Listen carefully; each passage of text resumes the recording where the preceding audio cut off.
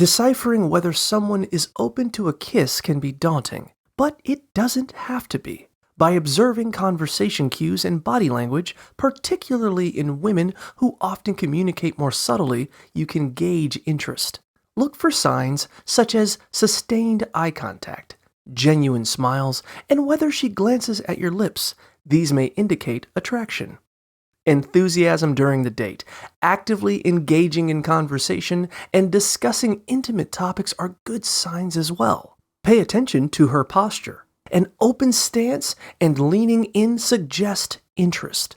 Touch reactions are also telling. If she leans in or smiles at your touch, she may welcome a kiss. If you're uncertain, it's okay to ask for permission. This shows consideration.